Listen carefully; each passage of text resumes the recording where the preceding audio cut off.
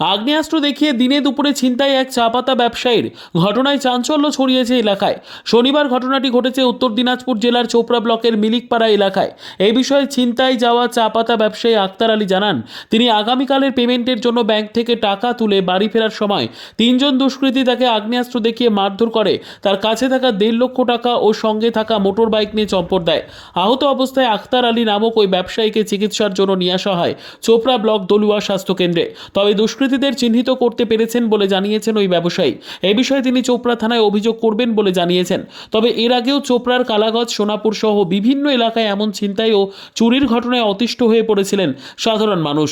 তবে কিছুদিন যেতে না যেতে আবারও আজ মিলিকপাড়া এলাকায় আক্তার আলী নামক এই চা পাতা ব্যবসায়ীকে আগ্নেয়াস্ত্র দেখিয়ে দিনের বেলায় এমন ছিনতাইয়ের ঘটনায় চিন্তা বাড়াবে সাধারণ মানুষের।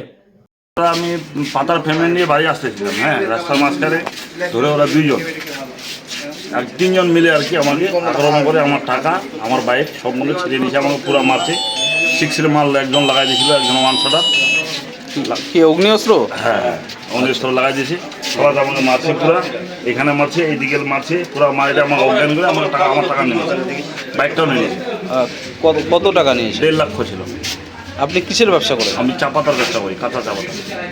আজকে শনিবার দিন আছে, কালকে সানডে, রবিবার, কালকে পেমেন্ট করবো, এই জন্য ক্যাশ উঠে নিয়ে এসেছিলাম ব্যাংক থেকে। ব্যাংকের স্টেটমেন্ট চাইলে আমি স্টেটমেন্ট দিতে পারবো। আচ্ছা, এই ব্যাপারে কি থানায় অভিযোগ করেছেন? থানা অভিযোগ করিনি এখনো, তো তবে করবো। আপনার নাম? আমার নাম আক্তার আলী। আপনার বাড়ি? মিলিকপাড়া। কে করেছে এটা আপনি হ্যাঁ জানেন? জানি, হ্যাঁ, আলম নামে একটা ছেলে, আর একটা দলিল নামে। ও মানে আমাদের পুলিশের ডায়েরিতে লেখা আছে যে ও ছেলেটা তার কাটা কাম করে, প্রতিদিন রাত্রে যায় চুরি। ব্যুরো রিপোর্ট, উত্তর বাংলা সংবাদ।